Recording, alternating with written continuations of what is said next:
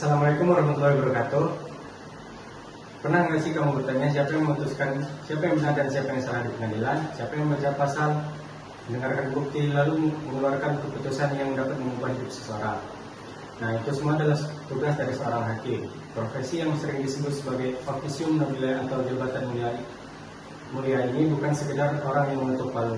Mereka adalah pejabat keadilan, penentu nasib, dan penopang kepercayaan masyarakat terhadap hukum. Hari ini kita akan mengenal lebih dekat profesi ini, mulai dari tugasnya, syarat menjadi hakim, etika yang harus dijaga, sanksi jika melanggar, bagaimana menghindar dari godaan korupsi, dan peluang karir yang menanti. Mari kita mulai.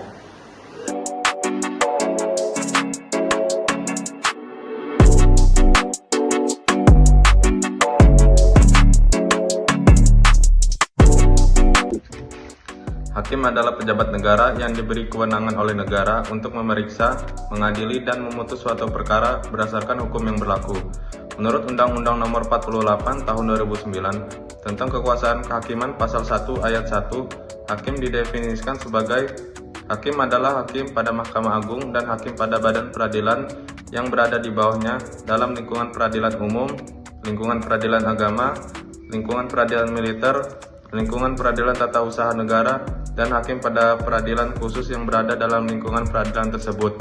Tugas-tugas pokok hakim antara lain: 1. Memeriksa, memutus, dan menyelesaikan perkara yang diterimanya. 2. Melaksanakan kekuasaan kehakiman di daerah hukumnya. 3. Melakukan tugas pengawasan dan pembinaan jika ditugaskan sebagai hakim pengawas bidang. Syarat menjadi hakim. Lalu bagaimana caranya menjadi hakim? Menurut Undang-Undang Nomor 49 Tahun 2009 tentang Peradilan Umum Pasal 2, seseorang bisa diangkat menjadi hakim jika memenuhi syarat sebagai berikut. Yang pertama, warga negara Indonesia atau WNI. Yang kedua, bertakwa kepada Tuhan Yang Maha Esa. Yang ketiga, setia kepada Pancasila dan Undang-Undang 1945. Yang keempat, memiliki gelar sarjana hukum S1 hukum. Yang kelima, lulus pendidikan hakim yang diselenggarakan oleh Mahkamah Agung. Yang keenam, mampu secara harmoni dan jasmani untuk menjalankan tugas. Yang ketujuh, berwibawa jujur, adil, dan berkelakuan tidak tercela.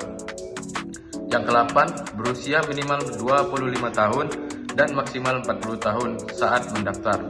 Proses seleksi pengangkatan hakim dilakukan bersama oleh Mahkamah Agung dan Komisi Yudisial secara transparan, akuntabel, dan partisipatif.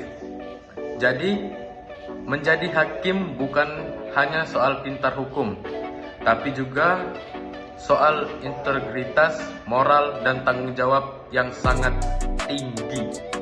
Selanjutnya, prinsip kode etik hakim. Hakim bukan hanya profesional, tapi juga panutan moral. Karena itu, hakim wajib menaati kode etik dan pedoman perilaku hakim yang ditetapkan melalui keputusan bersama MA. Prinsip dasar kode etik hakim ada 10. Yang pertama ada perilaku adil, netral, tidak memihak, memberikan kesempatan sama kepada semua pihak. Dan yang kedua ada perilaku jujur, tidak menerima suap janji atau hadiah dari pihak perkara. Dan yang ketiga, berperilaku arif dan bijaksana, tidak memanipulasi wibawa pengadilan untuk kepentingan pribadi.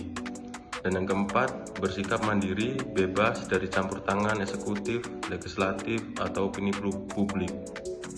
Dan yang kelima, berintegritas tinggi, jujur, berwibawa, tidak mudah goyang oleh godaan. Dan yang keenam, bertanggung jawab, menjalankan tugas sebaik mungkin, tidak membocorkan rahasia perkara. Dan yang ketujuh, menjunjung tinggi harga diri, menjaga martabat, tidak terlibat bisnis yang memanfaatkan posisi.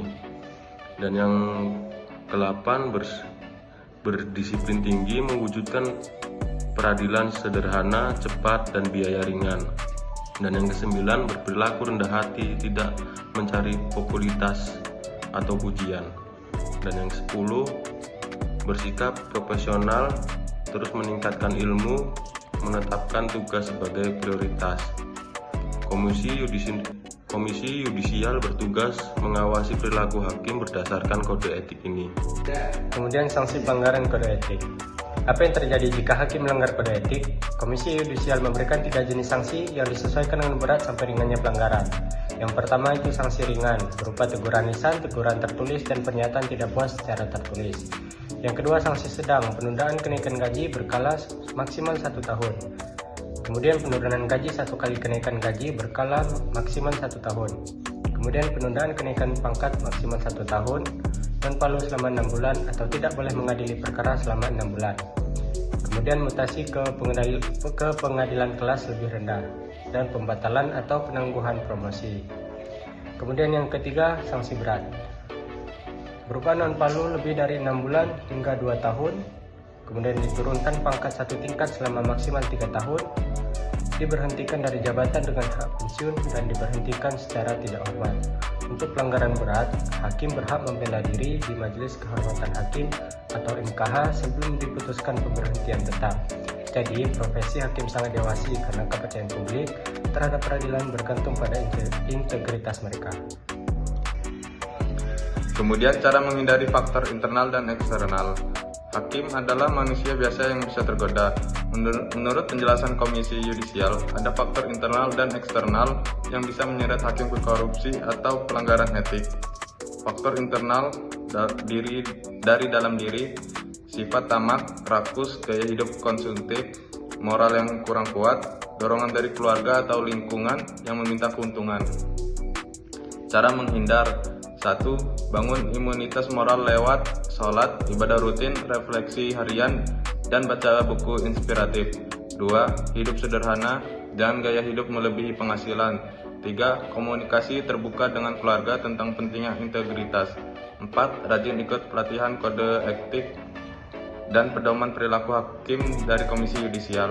Faktor eksternal pertama, tekanan dari pihak berkuasa, politik, atau opini publik. 2. Pendapatan yang dirasa kurang. 3. Lemahnya pengawasan organisasi. Cara menghindar: 1. Bersikap mandiri, tidak takut tekanan dari siapapun. Ini prinsip kemerdekaan kekuasaan kehakiman. 2. Laporkan gratifikasi ke KPK jika menerima hadiah lebih dari 500.000. 3. Jangan berkomunikasi dengan pihak berperkara di luar persidangan.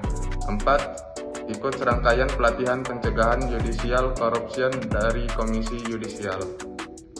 Oke, baiklah, mungkin cukup sekian materi yang bisa kami sampaikan.